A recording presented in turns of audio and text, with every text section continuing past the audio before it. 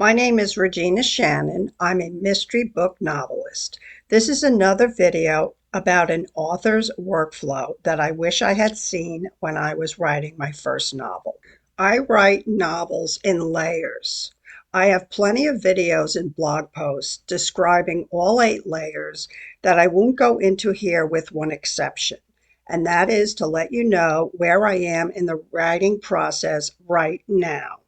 I just finished what I call my first down and dirty first draft. During the first draft, I just blurt out the story like a town crier. I write forward and never look back. I don't care about spelling, verb tense, or anything else. If I remember, I also fill in the synopsis section, which is right here in Scrivener, which is the program that I write in, and I copy my scene outlines and I put them down here in the notes section. By having them down here in the notes section, if I need to refer back to them, I still have them. So once the first draft is done, now it's time to go, which is layer 4. Now it's time to go into layer 5.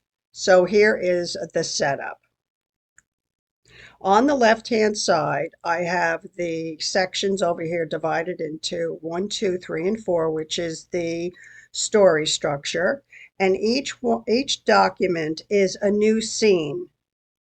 And as I go through the first draft, I try to remember to add in, let me move this here, the synopsis, what exactly happened in the scene.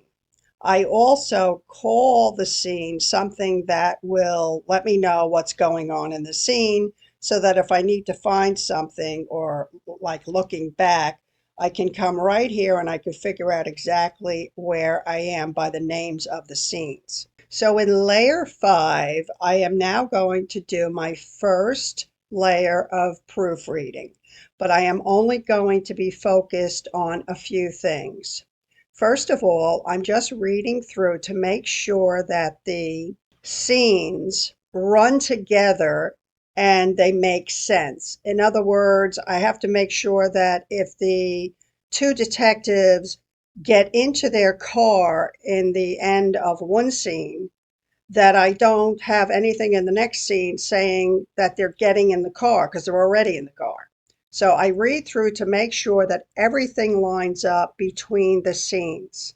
I also put in all character descriptions and location descriptions in this layer of the writing. Now I also put in the novel timeline, and I also put in the crime timeline, and I'm going to speak more about the difference between those two as I go along.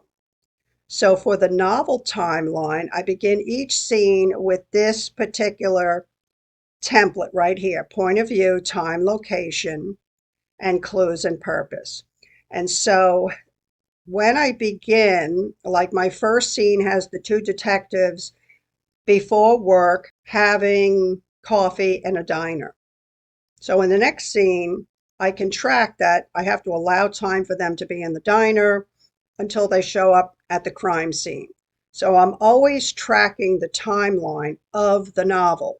During the first draft, I'm trying to find one here. I use the yellow highlighter to highlight any time I make reference. Here's one right here. Anytime I make reference to the crime timeline. In other words, this is something about her seeing someone, one of the witnesses seeing someone about 4 o'clock yesterday. So I highlight that. And that I will tell you a little bit more about when I go into the outline mode. So also in layer 5, I put in my custom meta tags. Now, this is the Scrivener program, and it defaults to this one icon here, and the first one, which says notes, okay, and that's what this looks like. But if you click on the third one, which is the meta tag, custom metadata is the name of it. This is where I am going to put in my particular topics that I'm going to create for this particular novel. Now, every book is different. So in this particular novel, I'm going to follow the major events, which is basically what happens in the scene. Also, any technical information.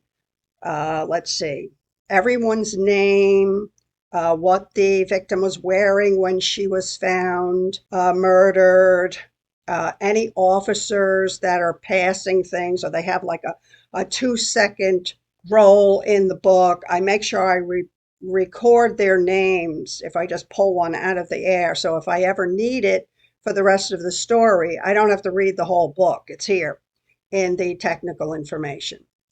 Then the next section is clues dropped. I always track the clues because I write mysteries. So I write all of the clues in chronological order in this particular section. And then in the next section, I keep track of the timeline of the crime. When the person was, murdered, when the body was found, who the first witness was, who the last person to see the victim alive was. I keep this all here so I can reference it later.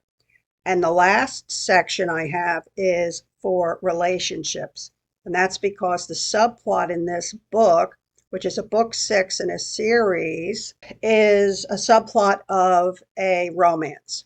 So I keep track of everything here so that I can look very easily in a bird's eye view of how the character arc is doing all across this novel.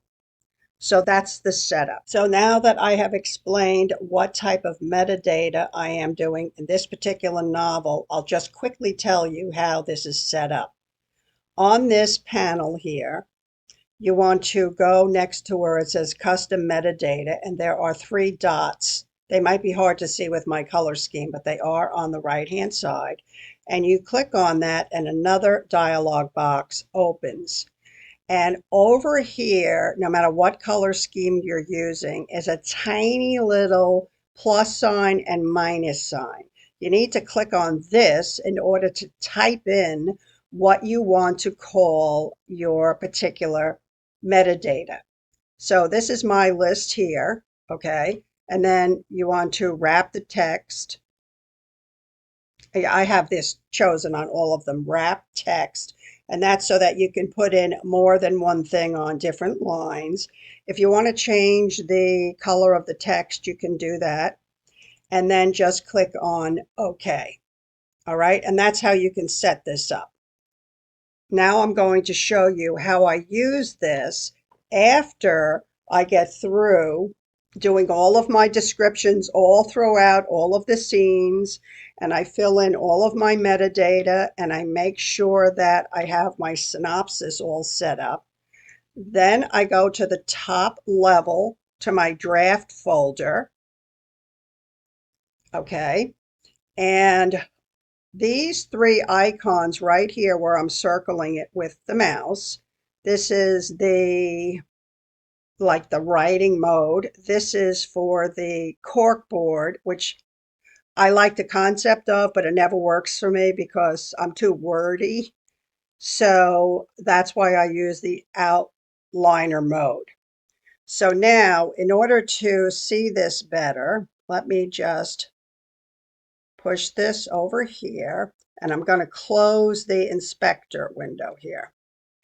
Okay, and so right now I have decided that I want to look at the synopsis, the title and the synopsis, the clues dropped, and the timeline. And what I can do after I finish this layer 5 is look at this in the outliner mode and check and make sure that everything lines up, that I'm not mentioning test results before they come back, making sure that I'm not mentioning a suspect before somebody fingers them, things like that. So I look very carefully and I make sure that everything is in its place. Now I'm just beginning layer 5, and that's why after a certain number of scenes here, the information is not here because I haven't put it in yet, because that's what I'm going to be doing in this layer 5. And then to get out of this, you just will click on the first one here, the first document, come down here. This is where I left off, start reading here. This is where I'm going to begin. I'll just click on the eye here and open up my inspector window. And now I am set to pick up where I left off so I can fill in my metadata information as I proceed. So that's the end of layer 5 in the raw, so to speak. I'm showing you workflow. So hopefully I've given you some tips that can help you organize things as you write your novel. If you learned anything, I hope you will give me a thumbs up, comment, and subscribe to my channel. This is also when I need to add 1 minute of shameless self-promotion and put up a panel of all of my books that are available for purchase on Amazon.com. And I will also leave a link to download 1 or 2 free books that I have going at the moment, and that will be below. So thanks for watching, and I'll see you in the next video.